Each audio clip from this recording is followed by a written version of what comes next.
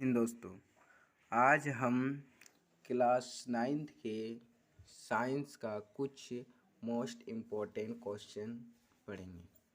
ठीक है, तो चलिए शुरू करते हैं। पहला क्वेश्चन है हमारा, स्वचालित वाहनों में एक यंत्र लगा होता है, ठीक है, जो उसके द्वारा तय की गई दूरी को प्रदर्शित करता है। इस यंत्र को कहते हैं, क्या कहते हैं इस यंत्र को? इस यंत्र को हम लोग ओडोमीटर कहते हैं। क्या कहते हैं? ओडोमीटर। ठीक है, चलिए इसका आंसर हो गया ओडोमीटर। हम अगले ही वीडियो में बताए थे कि ओडोमीटर क्या मापता है? दूरी। क्या मापता है? दूरी मापता है। ठीक है, तो चलिए अगला क्वेश्चन, सरल रेखीय गति का उदाहरण है। ठीक है, किसका? सरल रेखीय गति का उदाहरण है। तो ऑप्शन पढ़िए, सरल लोलक की गति, नंबर दूसरा सड़क पर कार की गति, नंबर तीसरा सूर्य के चारों ओर पृथ्वी की गति, और नंबर 5 चौथा दिया इनमें से कोई नहीं। ठीक है, तो देखिए सरल लोलक गति किस तरह को गति करता है? इस तरह है, इसमें से एक कुछ लगा हुआ है, इधर से जा रहा है, फिर यहाँ आ जाएगा, इधर जा रहा है तो फिर यहाँ आ जाएगा, तो मतलब इस तरह गति करता है। सरल लोलक की गति इस तरह होता है। ठीक है, अब देखिए सड़क पर कार की गति, जो कार की गति है सड़क पर, तो सड़क तो टेढ़ी मेढ़ी है, ये बात नहीं ना कि सड़क सीधी है। ठीक है, तो सड़क टेढ़ी मेढ़ी है, तो इसका मतलब इसकी जो गति है वो तो सरल रेखीय गति नहीं है। सूर्य के चारों ओर पृथ्वी की गति, सूर्य के चारों ओर जो पृथ्वी की गति है वो घूमती है, तो घूर्णन गति है। तो घूर्णन गति जो है तो सरल रेखा, एक ही रेखा में गति करती है, ना कि इधर से उधर, एक ही रेखा में गति करती है। तो इसका मतलब हो गया, हमारा आंसर होगा सूर्य के चारों ओर पृथ्वी की गति। समझे? ठीक है, तो चलिए अगला क्वेश्चन पर चर्चा करते हैं। ठीक है, चलिए, इकाई समय में निश्चित दिशा में तय की गई दूरी। इकाई समय में, ठीक है, मान लीजिए कोई चीज़ जा रहा है, ये है, मान लीजिए इसको हम साइड में करते हैं।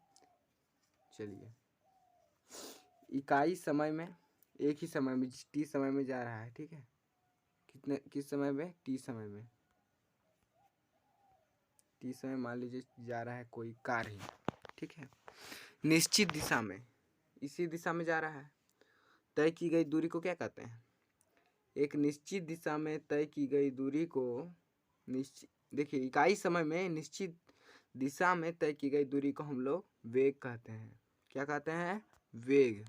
ठीक है, चलिए अगला क्वेश्चन हमारा है, एक समान गति की अवस्था में त्वरण होता है। ठीक है, त्वरण क्या होता है? एक समान गति में यदि कोई चल रहा है, कोई कार ही मान लीजिए चल रहा है, तो उसकी जो त्वरण क्या होगी? वो त्वरण होगी 0।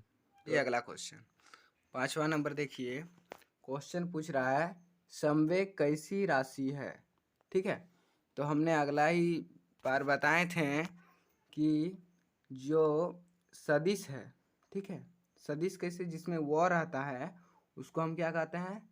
सदिश। ठीक है, और जिसमें वो ना रहे उसको क्या कहते हैं? वो ना रहे तो उसको अदिश। ठीक है, तो देखिए क्वेश्चन को ध्यान से देखिए, इसमें वो है क्या नहीं। ठीक है, देखिए संवेग में वो आ गया, ये देख रहे हैं ना, वो बीच में संवेग, तो ये जो है ये क्या है? सदिश। सॉरी, ये क्वेश्चन नहीं, ऊपर वाला संवेग, ये जो है वो आ गया, ये क्या है? संवेग सदिश राशि है। किस प्रकार की राशि है? सदिश। तो इसका आंसर हो गया ए नंबर, सदिश। अब अगला क्वेश्चन 6 नंबर, सभी वस्तुएं अपनी अवस्था में परिवर्तन का विरोध करती हैं। ठीक है, जो अपने अवस्था है, जिस अवस्था पे है वो दूसरे अवस्था में बदलने का विरोध करती है, परिवर्तन होने में विरोध करती है, तो उसको क्या कहते हैं? जड़त्व। ठीक है, न्यूटन के गति के प्रथम नियम, जड़त्व का नियम। वही जिस, मान लीजिए कोई व्यक्ति यहाँ पर बैठा है, ठीक है, बैठा है, तो उसको यदि आप अपने इस जगह से हटाने की कोशिश करेंगे, वो यदि हटेगा नहीं, वहाँ कोई बैठ कर रहता है, आपके कहने पर भी नहीं हटता है, तो क्या वहीं पर जड़त्व मतलब उस वो स्थिर रहता है, वो आपका विरोध करता है। आप धकेलने पर वो अपना प्रतिरोध मतलब जितना उसकी शक्ति है वो उससे रोकना चाहता है, तो मतलब आपका विरोध करता है, तो वो क्या कहता है? जड़त्व, मतलब जड़ा हुआ रहता है वहाँ पर, हटता नहीं है, तो उसको हम जड़त्व कहते हैं। ठीक है, और चलिए तब अगला क्वेश्चन है हमारा, संवेग। संवेग का एसआई मात्रक है, संवेग का एसआई मात्रक है। तो देखिए संवेग बराबर क्या होता है? द्रव्यमान गुनी वेग। ठीक है, तो द्रव्यमान को हम किससे नियुक्त करते हैं? केजी से, गुना वेग को मीटर पर सेकेंड। तो देखिए कहीं ऑप्शन है केजी मीटर पर सेकेंड, क्या? केजी मीटर पर सेकेंड। ठीक है, तो देखिए नंबर 1 केजी मीटर पर सेकेंड। ठीक है, तो हमारा राइट आंसर है नंबर 7। चलिए अब अगला चलते हैं। अगला है हमारा क्वेश्चन, यदि दो वस्तुएं ए और बी के द्रव्यमान क्रमशः 6 केजी तथा 34 केजी हो। ठीक है, तो देखिए सबसे कम कौन सा है? 6 केजी, मतलब ए कम है, एक कम है किससे? बी से। तो ए से अधिक जड़त्व किसका होगा? बी का। तो देखिए ऑप्शन नंबर बी क्या दिया है? बी का देखिए, बी का जड़त्व ए से अधिक होगा। क्या होगा? ए से अधिक होगा, तो हमारा राइट आंसर हो गया ऑप्शन नंबर बी। ठीक है, अगला क्वेश्चन चलते हैं हम लोग। न्यूटन का कौन सा गति नियम ही गति का वास्तविक नियम है? ठीक है, तो न्यूटन के गति का प्रथम नियम जो है वो वास्तविक नियम है। ठीक है, तो चलिए अगला क्वेश्चन, पृथ्वी के गुरुत्वीय त्वरण जी का मात्रक होता है। ठीक है, पृथ्वी के गुरुत्वीय त्वरण जी का मात्रक होता है तो मीटर पर सेकंड स्क्वायर। क्या होता है? मीटर पर सेकंड स्क्वायर। ठीक है, तो ऑप्शन नंबर बी। ठीक है, अब चलिए अगला है हमारा, पृथ्वी सूर्य के चारों ओर चक्कर लगाती है, यह किस बल के कारण होता है? ठीक है, देखिए जो सूर्य है, सूर्य के चारों ओर कौन चक्कर लगाता है? पृथ्वी। तो दबाव तो नहीं डालता है, पीछे चलते हैं। उत्प्लावन बल तो किसको होता है? जब पानी में किसी चीज को हम डुबोते हैं तो वो बाहर की ओर फेंकता है, तो उसको हम उत्प्लावन बल कहते हैं। और इनमें से कोई नहीं, ये तो गलत जवाब। पहले आप देख लीजिए ऑप्शन क्या है? गुरुत्वाकर्षण बल। तो पृथ्वी में कौन सा बल पाया जाता है? गुरुत्वाकर्षण बल। तो इसका आंसर हो गया गुरुत्वाकर्षण बल। ठीक है, अगला क्वेश्चन चलिए 12वां नंबर, सार्वत्रिक गुरुत्वीय स्थिरांक जी का एसआई मात्रक है। ठीक है, सार्वत्रिक गुरुत्वीय स्थिरांक जी का मान पूछ रहा है, तो जी का एसआई मात्रक क्या होता है? न्यूटन मीटर स्क्वायर पर केजी स्क्वायर। ठीक है, अब हम आपको समझा देते हैं अच्छा से कि मीटर पर सेकंड किसका है मात्रक? वेग का। ठीक है, केजी मीटर पर सेकंड अभी पढ़े थे संवेग का। ठीक है, और न्यूटन मीटर स्क्वायर पर सेकंड। ठीक है, न्यूटन मीटर स्क्वायर पर सेकंड अभी बोले गुरुत्वीय स्थिरांक का, गुरुत्वीय स्थिरांक का। अब जूल जो है वो कार्य का ऐसा ही मात्रक क्या है? जूल। याद रखिएगा, कार्य का ऐसा ही मात्रक जूल। ठीक, चलिए अगला क्वेश्चन, यदि दो वस्तुओं के बीच की दूरी आधी कर दी जाए तो उसके बीच का गुरुत्वाकर्षण बल किस प्रकार बदलेगा? ठीक है, मान लीजिए ये कोई पिंड है और ये कोई पिंड है, तो इसके बीच की दूरी जो है, ये दूरी को हाफ कर दे। ठीक है, तो इसकी दूरी आधी कर दी जाए तो इसकी जो बीच का बल है, तो बल और मजबूत हो जाएगा, मतलब 2 गुने से अधिक, मतलब 4 हो जाएगा। 4 गुना क्या होगा? बढ़ेगा ना घटेगा? बढ़ जाएगा। तो देखिए ऑप्शन नंबर 4 गुना किस में है? देखिए 4 गुना बढ़ जाएगा, ऑप्शन नंबर ए। तो ये हो गया हमारा राइट आंसर। 14 नंबर, द्रव्यमान का मान सभी जगह होता है। ओ भाई साहब, द्रव्यमान का जो भी मान रहता है सभी जगह समान होता है। हम मान लीजिए कोई केजी है, वजन करने वाला कोई केजी है, इस तरह का रहता है, सिंपली इस तरह कुछ रहता है इसी तरह का।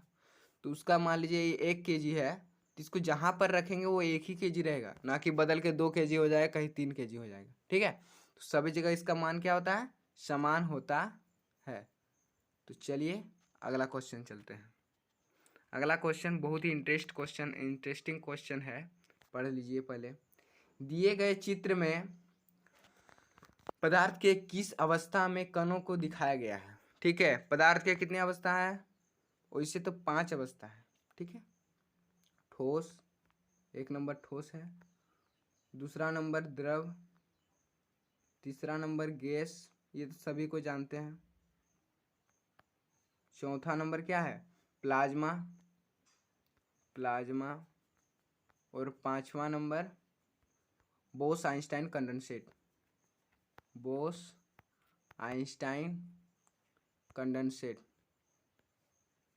कंडेंसेट। ठीक है, तो देखिए ये जो 5 अवस्था है ये किसके, पदार्थ के 5 अवस्था है। तो देखिए दिए गए चित्र में ये किस प्रकार के कणों को दिखाया गया है। ठोस क्या होता है, ठोस के बीच आकर्षण कण क्या होते हैं, प्रबल होते हैं। क्या होता है, प्रबल। द्रव्य में क्या होते हैं, अब बता रहे हैं, ये है ठोस का, किसका, ठोस का। अब द्रव्य के बीच आकर्षण कण इतने फर्क होते हैं, इतने अलग होते हैं साइड में। ठीक है, ये हो गया द्रव का, किसका, द्रव्य का। अब चलिए गैस का चलते हैं।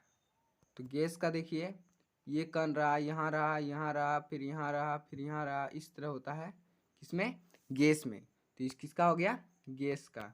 और प्लाज्मा जो है, प्लाज्मा को अधिक ताप पे यदि मान लीजिए कोई कण है मजबूत, ठीक है, इसको हम ताप दिए, पूरा हीट कर दिए, तो ये पिघल जाता है। ठीक है, ये बह जाता है, तो उसको हम क्या कहते हैं, प्लाज्मा, अधिक ताप पर। ठीक है, तो देखिए इसका जो कण है ये प्रबल है, सामने नजदीक में है, तो इसका मतलब ये किसका उदाहरण हो गया, ठोस का। इसका आंसर क्या हो गया, इसका आंसर हो गया ठोस। ओके, तो चलिए अगला क्वेश्चन। इस तरह क्वेश्चन जो तीनों था, तीनों समझा दिए, इसमें से आपको कुछ भी पूछ सकता है। ठीक है, तो आपको हड़बड़ाना नहीं है, ध्यान से देखना है। यदि कणों के बीच प्रबल है तो वो ठोस हो गया, हल्का दूरी पर है तो वो द्रव हो गया, और अधिक दूरी पर है तो वो गैस हो गया। ठीक है, तो चलिए अगला क्वेश्चन हमारा है, अगरबत्ती की सुगंध आपको दूर से ही मिलती है, इससे पदार्थ के कण किस गुण का पता लगाता है। तो भाई देखिए इसका गुण जो है विसरण, किस कारण से, विसरण के कारण से। ठीक है, विसरण के कारण पदार्थ के कण एक स्थान से दूसरे स्थान तक चले जाते हैं।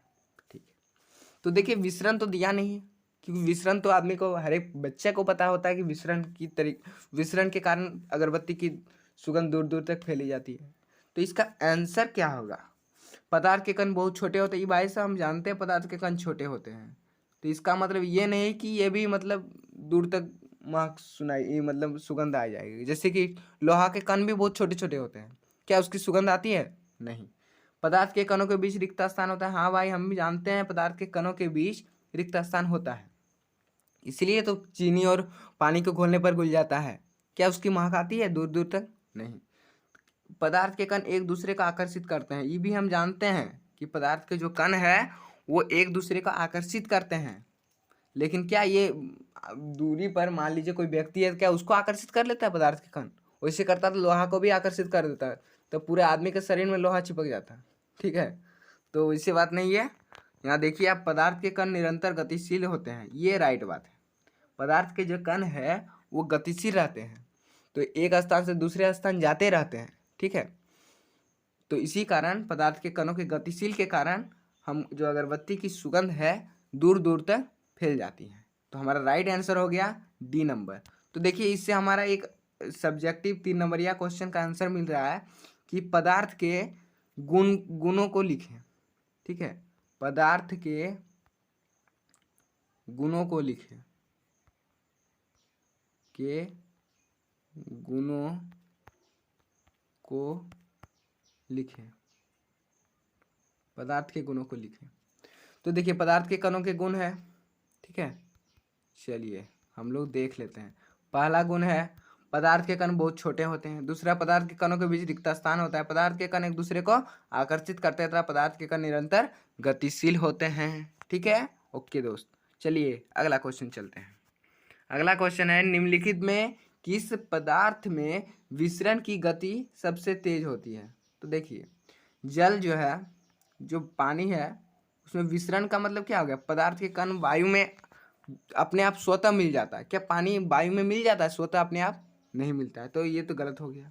ऑक्सीजन, हाँ ऑक्सीजन तो हवा में मिल जाता है, तो हमारा राइट आंसर हो गया ऑक्सीजन। तो ऑप्शन देख लेते हैं, लोहा। क्या लोहा अपने आप वायु में मिल जाता है? वैसे होता तो लोहा रहबे नहीं करता नीचे, वो वायु में मिल जाता, किसी को दिखाई भी नहीं पड़ता। क्या ऑक्सीजन आपको दिखाई पड़ता है? कौन सा ऑक्सीजन है, कौन सा कार्बन डाइऑक्साइड है, कौन सा नाइट्रोजन है, बता पाएंगे? नहीं। तो ये ऑक्सीजन राइट आंसर हो गया। तेल, अब तेल को भी देखिए, जो तेल है वो वायु में अपने आप मिलता है? नहीं मिलता है, तो हमारा राइट आंसर हो गया ऑप्शन नंबर बी, ऑक्सीजन, ठीक है। अगला क्वेश्चन चलते हैं। अगला क्वेश्चन है हमारा, वायुमंडलीय दाब पर 1 kg ठोस को, ठीक है, मात्रा दिया है 1 kg ठोस को उसके गलनांक पर द्रव्य में बदलने के लिए जितनी उसमें ऊर्जा की मतलब आवश्यकता होती है, उससे कहते हैं, उसे कहते हैं, होगा उससे लिखा है, उसे कहते हैं, उसे क्या कहते? देखिए यदि गलनांक नहीं दिया रहता तो उसे हम गलनांक कहते थे, और यदि गलनांक दिया है तो उसको हम क्या कहते हैं? संगलन की गुप्त ऊष्मा, ठीक है, संगलन की गुप्त ऊष्मा कहते हैं हम उसको। किसको? वायुमंडलीय दाब पर 1 kg ठोस जो है, ठोस को उसके गलनांक पर द्रव्य में बदलने के लिए जितनी उसमें ऊर्जा की आवश्यकता होती है, उसे का क्या कहते हैं? संगलन की गुप्त ऊष्मा कहते हैं, ठीक है, कोई दिक्कत नहीं। चलिए अब अगला क्वेश्चन। अगला क्वेश्चन क्या है? द्रव अवस्था में परिवर्तित हुए बिना, ठीक है, ये बहुत अच्छा क्वेश्चन है, देखिएगा। द्रव्य अवस्था में परिवर्तन हुए बिना ठोस अवस्था से सीधे गैस, ठोस अवस्था से सीधे गैस, और गैस से वापस ठोस में बदल जाता है। तो आपको क्या पूछ रहा है? गैस से ठोस में बदलने की प्रक्रिया क्या कहलाती है? तो देखिए ये जानना जरूरी है, ठीक है। तो चलिए हम इंक बदल देते हैं, ठीक। चलिए, जो संगलन है ये क्या करता है? ठोस से द्रव्य में बदलता है। ठोस से द्रव्य में बदलने की प्रक्रिया संगलन है, ठीक है। वाष्पीकरण क्या है? द्रव्य से गैस में बदलने की प्रक्रिया, लिख लीजिएगा, नोट कर लीजिएगा, ठीक है। द्रव्य से गैस में बदलने की प्रक्रिया वाष्पीकरण। विसरण क्या है? पदार्थ के कणों का स्वतः मिलना, वो तो हमने बता चुके हैं अगले सेट में। पदार्थ के कणों का स्वतः मिलना ही विसरण कहलाता है, ठीक है। अब ऊर्ध्वपातन क्या है? ऊर्ध्वपातन है जो है द्रव्य से गैस और ठोस से गैस में बदलने की प्रक्रिया ऊर्ध्वपातन है। कोई कपूर को, मान लीजिए एक परखनली है, ठीक है, चलिए चित्र में आपको समझा देते हैं। कोई परखनली है, ठीक, परखनली इस तरह का होता है लगभग, परखनली नहीं, क्या बोलता है इसको, बीकर जैसा, बीकर जैसे कुछ मानिए, इसे ही बीकर तो ऐसे होता है, इस तरह का बीकर होता है, इस तरह का मुंह निकला हुआ। तो देखिए इसमें हम कपूर डाल दिए, ठीक है, कपूर यहाँ इसको ताप से गर्म कर देते हैं, हम हीट कर देते हैं, तो इससे डायरेक्ट द्रव्य में नहीं बदलता है, सिर्फ डायरेक्ट यहाँ से गैस में हो जाता है। तो इस प्रक्रिया क्या करते हैं? ऊर्ध्वपातन अभिक्रिया कहते हैं, ऊर्ध्वपातन अभिक्रिया द्वारा, ठीक है। तो चलिए अगला क्वेश्चन। अगला क्वेश्चन हमारा क्या है? ये क्वेश्चन ना, क्वथनांक से कम ताप पर द्रव्य से वाष्प में परिवर्तन होने की प्रक्रिया क्या कहलाती है? तो जानबे करते हैं, बोला कोई तो बच्चा है, कौन सा बच्चा है जो नहीं जानेगा इसको? वाष्पीकरण, ठीक है। जो कम ताप पर, कोई दिक्कत नहीं, इस तो आपको फंसाने के लिए दिया है। तो पहले आपका क्वेश्चन देगा द्रव्य के वाष्प में बदलने की प्रक्रिया, तो वाष्पीकरण, कोई दिक्कत नहीं। अब देखिए ये क्वेश्चन आ गया, 0 डिग्री सेल्सियस बराबर होता है, ठीक है। 0 डिग्री सेल्सियस जो है वो 273 केल्विन के बराबर होता है। इसके बारे में हम एक वीडियो बना चुके हैं, सेल्सियस और केल्विन में बदलने की प्रक्रिया और ट्रिक जो भी बोले वो हम आप देख लीजिएगा। इससे आपको परीक्षा में 1 से 2 नंबर का जरूर पूछा जाता है। ठीक है, तो 273.15 होता है, 273.15 होता है केल्विन। तो देखिए 273 दिया है, ये हो गया हमारा राइट आंसर। ठीक है, तो चलिए अब अगला क्वेश्चन हम चलते हैं। अगला क्वेश्चन है हमारा डाल्टन के परमाणु सिद्धांत का नियम। किसका? डाल्टन के परमाणु सिद्धांत का नियम कौन बिंदु द्रव्यमान संरक्षण के नियम की व्याख्या करता है? किसका? द्रव्यमान संरक्षण के नियम की व्याख्या करता है। तो देखिए जिसमें द्रव्यमान संरक्षित रहता है उसको क्या कहते हैं? द्रव्यमान संरक्षण का नियम। तो ऑप्शन पहले देखिए, सभी द्रव्य परमाणुओं से निर्मित होते हैं। हाँ, ये तो होते हैं परमाणुओं से निर्मित, तो ये द्रव्यमान तो संरक्षण का नियम तो नहीं है। ठीक, दिए गए तत्व के सभी परमाणुओं का द्रव्यमान एवं रासायनिक गुण के गुणधर्म समान होते हैं। एकदम राइट, तो इसका आंसर ये हो जाएगा। ठीक है, मान लीजिए हम आपको समझा रहे हैं, ये देखिए मान लीजिए 2 ग्राम कार्बन लिए, 2 gram carbon plus 2 gram oxygen. ठीक है, तो CO2 जो कार्बन डाइऑक्साइड गैस बनेगा वो क्या होगा? C हो गया कार्बन और O2 लगता है, तो इसके साथ जो होगा 2 2 4 CO2। ठीक है, तो इसका जो इधर 4 है दोनों को जोड़ने पर 4 आता है, तो इसमें कोई द्रव्यमान में कोई परिवर्तन हुआ नहीं हुआ, तो ये द्रव्यमान संरक्षण का नियम है। ठीक है, चलिए अब अगला क्वेश्चन। ऑक्सीजन का परमाणु द्रव्यमान 16 यूनिट है, तो इसका अर्थ है, ठीक है, ऑक्सीजन का परमाणु द्रव्यमान 16 यूनिट है, तो ये तो राइट है। ऑक्सीजन के परमाणु का द्रव्यमान 16 ग्राम है। ठीक है, ऑक्सीजन का जो परमाणु संख्या है वो 8 है, उसकी द्रव्यमान संख्या कितनी है? 16। ठीक है, कार्बन का परमाणु संख्या 6 है और इसका द्रव्यमान संख्या कितना है? 12। कुछ याद रखिएगा, कुछ का द्रव्यमान संख्या, परमाणु द्रव्यमान संख्या। यदि आपको चाहिए इसके लिए तो अलग वीडियो एक बना सकते हैं, आप लोग कमेंट कीजिएगा। ठीक है, तो चलिए अगला क्वेश्चन। अगला क्वेश्चन है हमारा, किसी भी यौगिक का सूक्ष्मतम कण जो स्वतंत्र रूप में रह सकता है तथा उस यौगिक के सभी गुण को प्रदर्शित करता है कहलाता है अणु।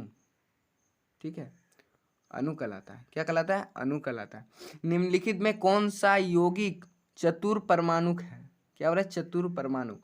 तो आपको परमाणुकता निकालने हम सिखा दिए थे कि जिसमें जितना तत्व रहेगा वही उतना परमाणु होगा। जैसे CO2 का C कितना है? 1, O2 कितना है? 2, 2 और 1 कितना हो गया? 3। तो इसी तरह देखिए NH3 नाइट्रोजन कितना है? 1, हाइड्रोजन कितना है? 3, 3 और 1 कितना हो गया? 4। तो चतुर परमाणु बोल रहा है, तो इसका आंसर हो जाएगा NH3। तो 25 का राइट आंसर हो जाएगा B। ठीक है, तो चलिए अगला क्वेश्चन। 36 ग्राम जल को मोल में बदलें। मोल का सूत्र होता है, मोल का फॉर्मूला क्या होता है जानते हैं? दिया गया द्रव्यमान तो 36 है, बस से बट्टे मतलब H2O का अनुभार। ठीक है, तो अनुभार निकालना आपको जानना चाहिए। ठीक है, तो H2O का जो है अनुभार, H2O का अनुभार क्या होता है? H2O। हाइड्रोजन का परमाणु संख्या 1 और द्रव्यमान संख्या कितना होता है? 1। तो 1 गुना 2 बराबर कितना हो गया? 2 प्लस ऑक्सीजन का परमाणु संख्या होता है 8, तो इसका द्रव्यमान संख्या कितना होता है? 16। 16 दो कितना हो गया? 18। ठीक है, तो सूत्र के हिसाब से आप बैठा दीजिए, कोई दिक्कत। 36 ग्राम दिया है और H2O का अनुभार कितना? अनुभार मतलब द्रव्यमान संख्या कितना है? 18। अभी निकाले 18, तो 18 दूना 36, 2 मोल। ठीक है, तो देखिए 2 मोल किसमें ऑप्शन है? तो ऑप्शन नंबर A। तो हमारा राइट आंसर हो गया 26 नंबर का A नंबर। ठीक है, चलिए अगला क्वेश्चन। ये क्वेश्चन किस तरह है?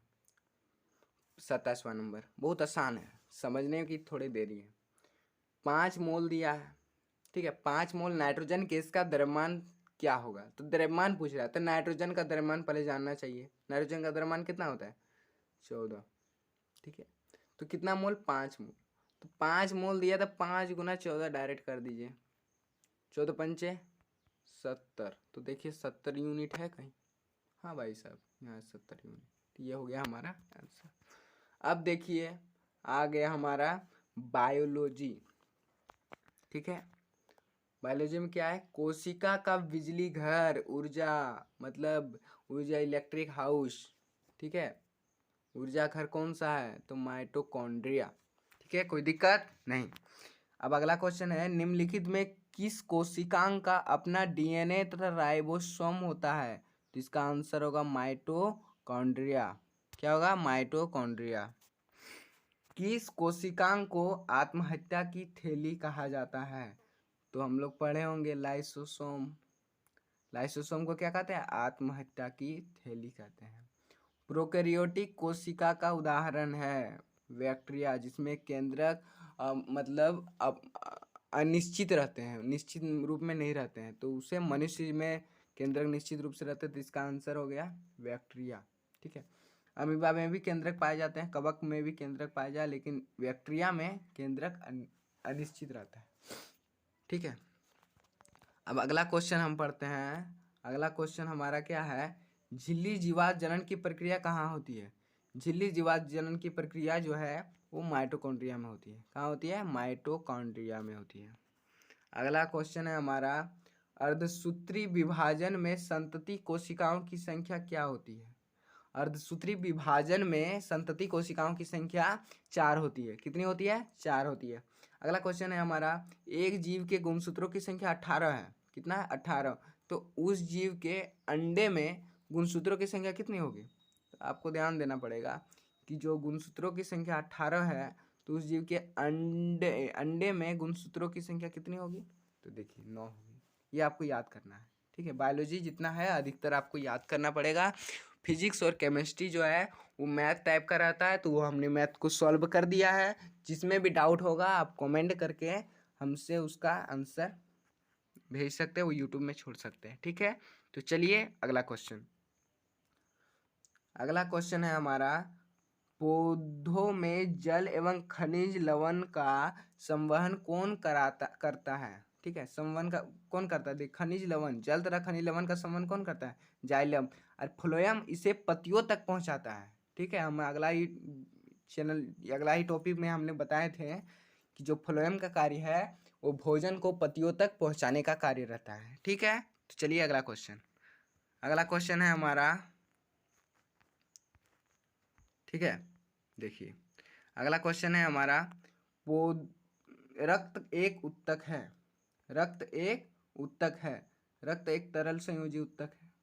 ठीक है, अस्थि और मांसपेशी को जोड़ने वाली रचना है, टेंडल होगा शायद, टेंडल, टेंडेन है, सॉरी, इसका क्या होगा आंसर, टेंडेन। ठीक है, चलिए अगला क्वेश्चन, पेरेनकाइमा जिसमें क्लोरोफिल कहलाती है, क्लोरोफिल होती है पेरेनकाइमा जिसमें, तो उसको क्या कहते हैं, क्लोरेनकाइमा कहते हैं। क्या कहते हैं, क्लोरेनकाइमा। चलिए अब अगला क्वेश्चन बढ़ते हैं। अगला क्वेश्चन हमारा क्या है, किस उत्तक के विभाजन से पौधे की लंबाई बढ़ती है। ठीक है, तो इसको आपको याद करना पड़ेगा, विभज्योतक के विभाजन से पौधे की लंबाई बढ़ती है। किसके, विभज्योतक। ठीक है, अगला क्वेश्चन है हमारा, मुख गुहा की आंतरिक सतह किस उत्तक की बनी होती है। ठीक है, तंत्रिका, मस्तिष्क। ठीक है, संयोजी, रक्त, पेशिया जो है मांसपेशिया। ठीक है, तो जो एपिडर्मल है ये मुख गुहा की आंतरिक सतह एपिडर्मल उत्तक की बनी होती है। ठीक है, तो आज के लिए इतना ही दोस्तों।